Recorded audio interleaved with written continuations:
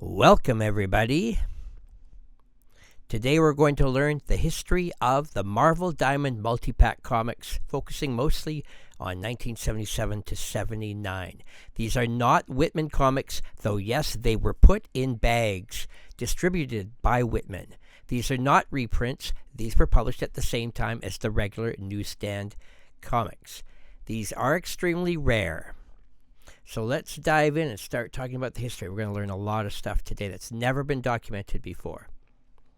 Here's some random covers that are all first prints, and they all have the Diamond logo in the top left corner. And these all are early direct market versions that were originally put out in multi-pack bags, sets of 3. Now, the Overstreet Price Guide has never mentioned any of these books, not even the Star Wars ones, which are the most popular. Because of that, these comics are not deemed as being more valuable than the newsstand version, yet I am going to prove to you numerous times how much rarer these books are, and many of them you can't find any copies. If you'd like to learn more about these books and other variants of the Bronze Age in specific, there's an amazing article from comic book historian John McClure, published in the Overstreet Guide to Grading Comics 6th edition. It's a massively in-depth article talking about all publishers and all variant styles.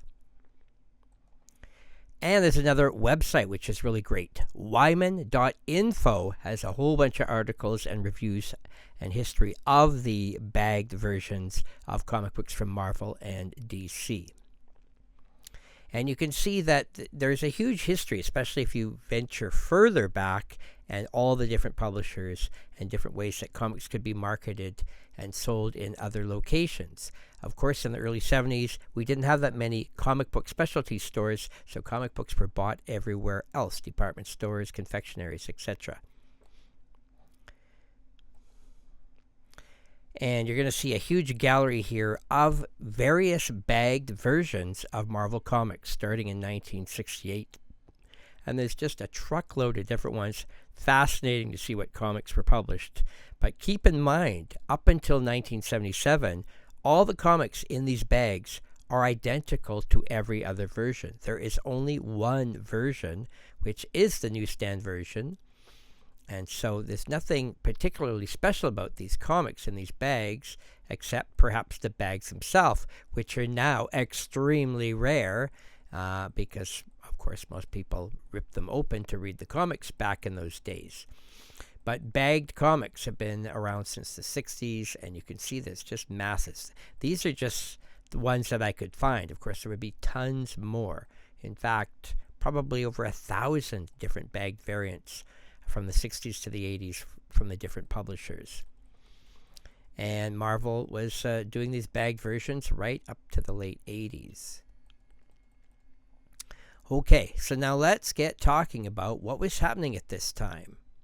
In 1976, things start to change.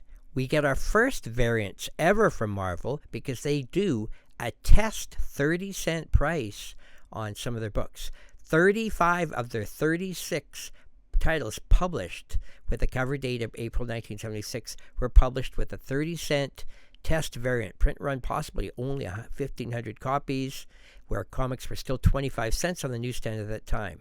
So these ratios are roughly 1 in 100, meaning the test variants are 100 times rarer to find. And this was done for a number of months in 1976. Then something else happens at that same time. Marvel magazines started putting barcodes on the covers for the first time, and you'll see at that time magazine covers were 75 cents. Barcodes on all regular-sized Marvel comics would begin 2 months later with a cover date of June 1976. So featured here, you can see 4 of the earliest Marvel magazines to have a barcode on the cover, and you can see the issue from the month before when comics never had a barcode. So Marvel Comics, June 1976 cover date. We have Marvel Comics now with barcodes on the cover for the first time ever. Now, this is interesting because we've got barcodes on the cover. We've also got these 30-cent price test variants, and you can see they have barcodes as well. So you can see the change here in just a couple examples of Amazing Spider-Man and X-Men at that time. These barcodes also appeared on all the 30-cent cover price variants covers moving forward, 2 months after the Marvel magazines had started.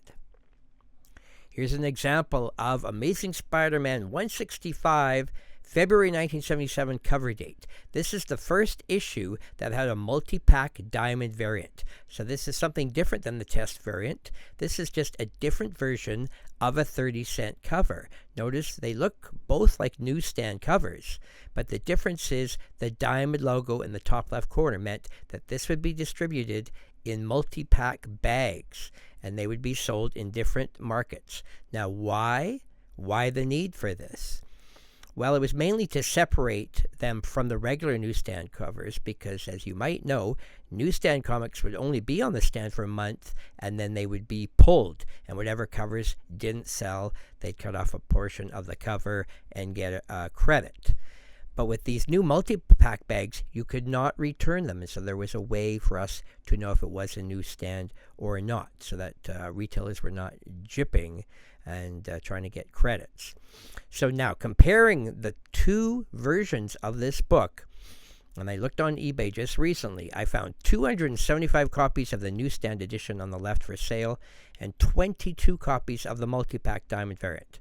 So it's not ultra rare. They're out there. Okay, but where I really noticed a difference was when we got graded copies. 464 copies graded of the newsstand and 0 multi-pack copies graded, any condition. Now, I will make a point, though, that up until recently, CGC was not even differentiating between the two. So it is possible that some of the multi-pack copies have been graded as a regular newsstand, and CGC made no note of the difference in the cover. Here's what the bags looked like at this time in early 1977. You got 3 comics, 30-cent cover prices, 90-cent value, but the bag said you got 3 comics for 79 cents. And what a good deal that was if you just like to read Marvel Comics. And here I am proudly owning the 2 that I displayed there. I think these bags are so cool. They rarely turn up, still sealed in their bags. But I was lucky to get these 2. So not only do I have these rare bags, but of course I've got 6 comics here that are all diamond logos. First prints. Let's look at the CGC census for a moment. Here are all the multi-pack comics dated February 1977 that CGC has graded. And what do you see? Looking at the 11 that have been graded and actually singled out by CGC as a multi-pack edition. And look how few copies have been graded. There's not a single 9.8 of any of these, and only a couple have a 9.6 or 9.4. But in most cases, only 1 copy in all grades combined have been graded, and a lot of them are 4s or 6.5s. Well, here we go. The first official month, February 1977 cover date. 14 of the 41 titles released by Marvel that month had a diamond logo variant and were sold in these 3 comic multi-pack bags. And the ratio for these seems to be on average about 1 in 40, meaning that you will find newsstands 40 times easier than these. But as I mentioned, Overstreet does not list them separately. CGC is just starting to list them separately. So right now people think that they're the same value, but I don't think that's really fair. And when people say, why do I think they should be worth more? Well, I look at every other variant. The 30 and 35-cent test variants are worth way more. The Canadian price variants of the 80s are worth way more. But the actual fact is these are also very hard to find in comparison. So how come they're the same price? I do believe that once these sell out on eBay, you will not likely easily replace them. And of course, no copies on the census, barely at all. And then we go to March 1977. We've got 14 of the 38 titles that month had the diamond logo. Notice they all have the newsstand barcodes. So at first glance, most people don't even notice the difference. And we'll look at April 1977 cover dates. 10 of the 38 titles that month also had a diamond logo variant.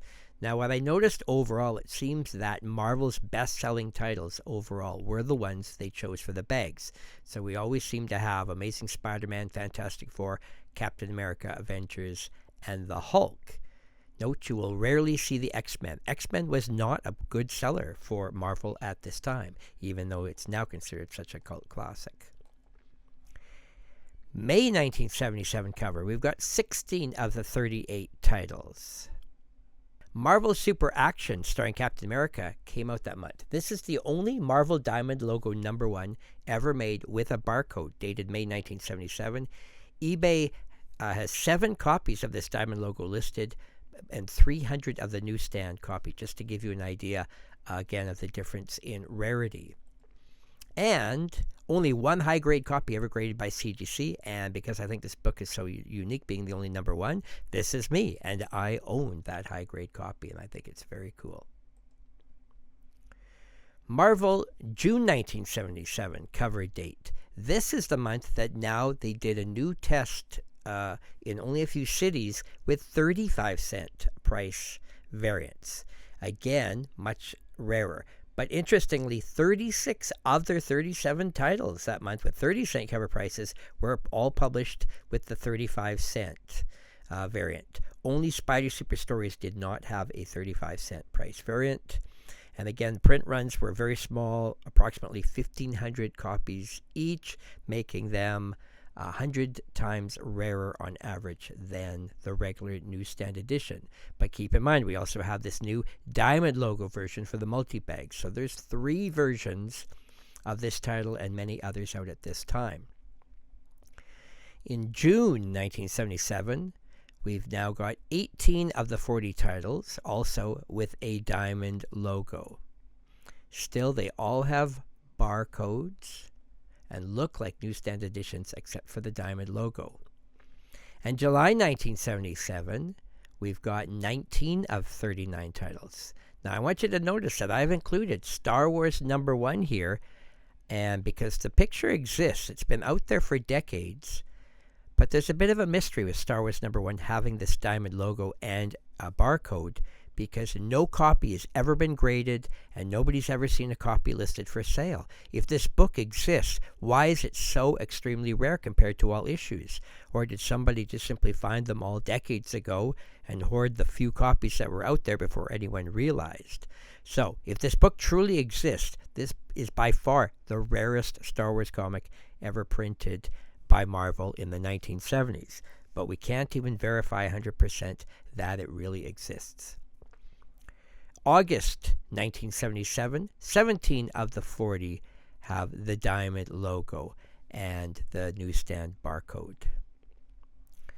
Now, you'll notice there was a Star Wars #2. I made this little chart to show you how complicated it is with all the versions that Marvel has started printing of one comic. In example, we're using Star Wars #2 here. I want you to notice that in total, there's 7 different versions. A is the original newsstand edition printed this month. B is the multi-pack Diamond logo. It's a first print. We also have the test 35-cent price variant, very limited print run. In England, a lot of Marvel comics were also being printed in pence. So this has a 12-pence cover. A few months later, there would be a reprint of the newsstand edition, what we would call a second printing, but it is newsstand, still 30 cents. And then we have the obvious reprints, which came in later multi-pack bags because they have 30-cent cover price. So we know they came out later, and yes, those would have come out around Christmas 1977, and they came in multi-pack bags. A lot of people call these the Whitman reprints, and they were both distributed by Whitman, but remember, they're not actual Whitman comics. But yes, both of them are reprints. You'll notice that one of the 35 cents says reprint and the other doesn't, but in fact, they are both reprints because they came out later, and both of those coming out in later multi-pack bags do not have a barcode at all. Now, the first bag set of Star Wars comics ever to come out would come out shortly, but it would include issues 2, 3, and 4 with the Diamond logo. And there's the original bags. I have 2 of them. And you'll notice that again, 2 and 3 have the Diamond logo and the newsstand barcode. But number 4 looks like a reprint because it has that blank box, but it is not a reprint at all. It is still the first print, 30-cent cover price, diamond logo. But that definitely proves these came from the multi-pack bags. Here's 2 copies of the bag that I have existing. And here's copies of the comics all graded. These are very hard to find. Almost no copies listed on eBay at all. Most people aren't aware of them. Now we come up to September 1977, and we have 18 of 41 different titles published this month with the diamond logo. What's interesting here is I want you to notice that we have 4 titles on this list that have the diamond logo, 30-cent price, but they have no newsstand barcode. They are blank white boxes. These are the first ones published with the blank white boxes, but they're still all first printings. And here we have another shot of the multi-pack Star Wars, all first prints graded. And a whole bunch of non-graded raw copies, first prints of 2, 3, and 4 from the multi-packs. Oh, and there's a 35-cent test variant of number 4. Now, here's an interesting thing to note. In this picture of Star Wars number 2, you'll see we have 3 different printings. We have the reprint second printing of the newsstand, we have the first printing newsstand, and we have the first printing diamond logo multi-pack. Now, a lot of people said they could tell if they were reprints or not by the barcode. But in fact, if you compare them, they're all the same. So, even if it was published in a later month, Marvel never changed the barcode numbers or anything. They're all identical. Here's a bunch of number 3s I have. Different printings again. Including a 12-pence variant. Here's a bunch of number 4s. Remember that the first print diamond logo is a first print, even though it has the white blank box, because this was when they were starting to make the white blank boxes.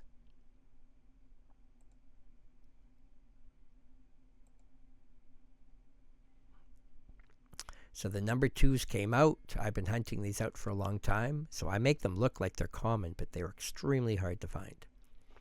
Now we're up to October 1977. 24 of the 41 titles that month have the diamond logo, but I want you to notice that except for Incredible Hulk, which oddly was printed 2 different versions this month, both for multi-packs. There's a diamond logo with a barcode and a diamond logo without. And all the other comics this month now have the white blank boxes, but these are first prints. And also, once we get to November 1977, you will notice that they are all white blank boxes, but they still have the diamond logo. And Marvel's Greatest Comics 74 was the last comic with a 30-cent cover price. Because the rest of these comics at this time, Marvel raised the price. So regular newsstand comics are now 35 cents. It's the second month of the blank barcodes with a diamond. And also note that this month, Star Wars number 5 came out. These are both first printings, and there's actually 2 different versions. And the difference is the color bar at the top. There was some printed with a yellow Marvel Comics group and some with a green. We don't really know the reason, because they did that with reprints in number 5 as well. There's a yellow and a green. So here you can see, this is a later reprint version, but you can see the yellow logo. And here's a bunch of number 5s I have. And of course, there's also the 12-pence British version. It also had the yellow logo. December 1977, only 10 of the 39 titles had the diamond logo, and they all have the blank white box. These are all first printings. Note the drop in quantity of titles. It's likely at this time because they were starting to get ready to print their bags sets of Star Wars 1 to 3 and 4 to 6 for the Christmas market, which they produced in mass. And those would be the highest print runs of any of these multi-pack bags. Now, a lot of people say, aren't all Whitman's reprints? And of course, I've been telling you constantly that no, they aren't. In fact, no Marvel titles had reprints except for Star Wars. And it is complicated. These are pictured here, the 17 different Star Wars reprints for issues 1 to 6. And so basically every comic I show you today is a first printing except this batch. These are the reprints. 1 to 4 have a newsstand reprint that says a reprint alongside Luke's face. We also have the multi-pack bag that had said Star Wars on it, which reprinted 1 and 3 with 35 cents. And then they also did that with another set of 1 to 3, which say reprint on the cover. Also, note that number 5 has 2 different reprints because I mentioned there's a green logo and a yellow logo. Number 6 actually has less reprints because there's only the newsstand reprint, which says reprint on the cover, and the number 6 diamond logo, which says reprint on the cover. But keep in mind the number 6 that has a diamond and a blank box but does not say reprint because it is not a reprint. But in the case of 1 to 5, they are reprints if they were published later on with a 35-cent cover price. And here's what those famous Star Wars bags looked like that were mass marketed, and you could find them everywhere for Christmas 1977. They bagged 1 and 3 as reprints and 4 to 6 as reprints. Then they reprinted them again and put the word reprint literally on the covers of 1 to 3 and 4 to 6. So after the success of the film, demand was extremely high. A special Star Wars logo bag was designed to package 3 comics at a time. There are 2 versions of each bag in each set of 3 comics, but the bag itself doesn't change. The first bags of 1 to 3 are reprints at 35 cents, but do not say reprint on the cover. The second bag of 1 to 3 are reprints at 35 cents, but do say reprint on the cover. First bags of 4 to 6 are not reprints at 35 cents, except the number 4 in the bag, which is a reprint, but it did not say reprint on the cover, just to confuse you. There was a second bag of 4 to 6, which were all reprints at 35 cents, but they do say reprint on the cover. Then they did many other bags later on in 1978 and 79, still in bag sets of 3, but those are all first printings, and they have blank boxes and the diamond logo. Let's talk about the rarity of these books. Actually, the most common graded CGC copies of the multi-pack comics from 1977, not including any of the Star Wars ones. You'll see that Howard the Duck number 13 with the first full appearance of Kiss. This is a major key. There are only 12 copies graded. It's so hard to find high-grade copies of this, and the bags have all disappeared, after 50 years. So 12 copies is all we got. After that, we've got Iron Man 100 and Avengers 161. And you'll see 8 copies graded. That is it. These comics barely exist. Yes, you will find a few copies still raw on eBay. So if you're interested in these, I really recommend you go get them now. Once they're gone, they're gone. Like they're not going to turn up. Big shops like My Comic Shop, just where are they going to find these? They're not. Once they're gone, they're gone. Now, here's the CG census for the Star Wars multi-pack comics. You can see there's a lot of interest in Star Wars specifically, so that makes these comics look a lot graded. And of course, you can imagine those Star Wars bags of 3 sold like hotcakes, and print runs were very high. So we have a lot of copies graded of the 1, 2, and 3 reprints with the diamond logo. What the CGC census does not tell me clearly, though, are these a combination of both versions of the reprint with the blank white box, or is this just the ones that literally say reprint on the cover? It's a little vague. If it's both of them, then that actually makes it seem a little rarer on the census. Of course, number 1's been graded the highest because it's the most valuable book. After that, Micronauts number 1 predictably has a high print run. It had its own multi-pack as well. Fantastic Four 199 shows high in the census only because Doctor Doom appears in this issue and lots of demand for him. Also, Battlestar Galactica is high on the list. But you can see the rest is basically Star Wars issues with the highest demand. And there are some 9.8s of these ones.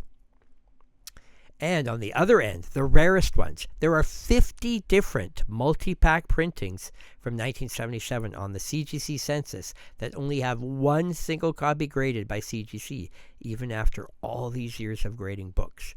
As I mentioned, these only have one of each, but there is a possibility, I mentioned earlier, that maybe a few of these did get graded mistakenly as regular newsstand editions by CGC, where people just aren't paying attention if there's a diamond logo or not.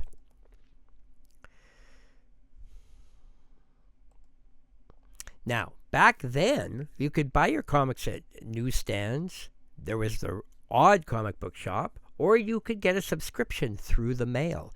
And here's a subscription order from 1978 for Marvel Comics. You could get Star Wars. Now, what we don't know for sure, presumably your subscription would start with the newest issue ever. But there's a person selling a Star Wars number 2. It's the 35-cent reprint from the multi-pack bag, but they say it was shipped in this Marvel Comics mailer. There's no date on it, but this would have been printed closer to Christmas 1977. If you had got a subscription then, you would think that your subscription would probably start with issue 6, 7, or 8. So did they really get this number 2? Unless they found a way to order back issues just because these Star Wars comics had been reprinted. But this is a bit of a mystery.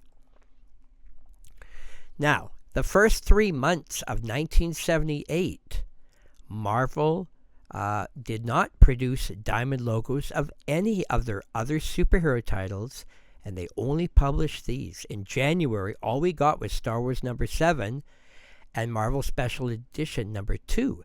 Now, believe it or not, that number 2 actually is a Whitman comic. You can see the W logo on the cover. And there was a regular Marvel version as well. But this is the Whitman edition, printed by Whitman. But these regular Star Wars are not Whitman comics. They're just distributed in those bags by Whitman. And in February, the only comic they printed was number 8.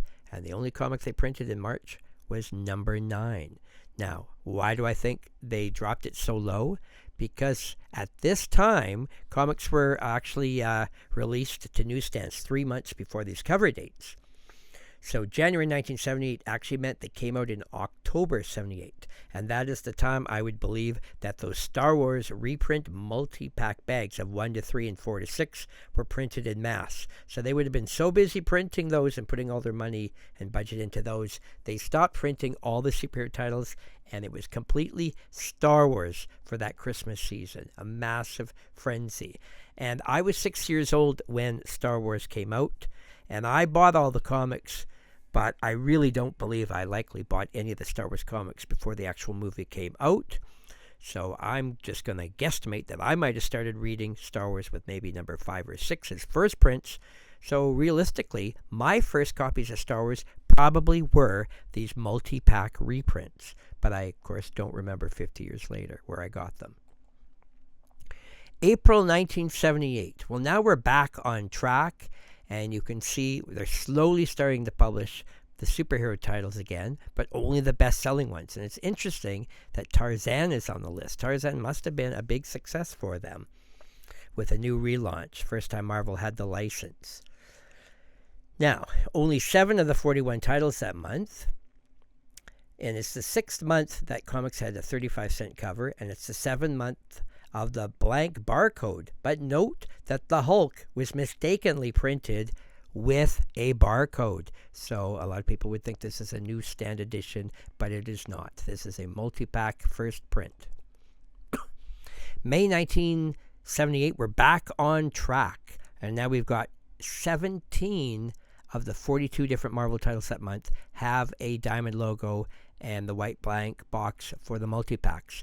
Note that Star Wars was mistakenly printed with a newsstand barcode and also with a white blank box. But these are both diamond logos, so we know they're multi-pack versions. We don't know why 2 versions were printed. And here they are. No difference except the barcode. June 1978, 8 of the 40 titles had a diamond logo or dealt with. We're including Marvel Special Edition here, Close Encounters of the Third Kind, because this was actually printed by Whitman at that time. It was not in a Marvel bag because it's an oversized treasury. Star Wars number 10 to 12 multi-pack bag was released at this time with a master print run, which is again likely why there's a smaller quantity of titles being published. And July 1978 is very interesting. Only Star Wars 13 was released with a diamond logo this month. Most likely, again, just due to mostly focusing on distributing the 10 to 12. But no other titles at all. August 1978, we're back at it, though. We've got 19 of 40 different titles have diamond logos, multi-pack versions, and there's a bunch of mistakes this month. Did you notice that 11 of the 19 titles have a barcode, and none of them are supposed to have one? So it just seems like they must have printed the newsstand and forgot to change that when they made the diamond logo for the cover. September 1978, we've got 20 of the 40 titles with diamond logo and blank barcodes, but 7 of the 20, again, have barcodes. These are all first prints. At this time, for September, we have a new Star Wars multi-pack bag containing 13, 14, and 15. And note 14 is one of those comics that they mistakenly put a barcode. It's not actually supposed to be there. October 1978, we've got 17 of the 40 titles, and 2 of the 17 have a barcode. And new this month, we have those exploding splash, explosion shape around the price and the issue number.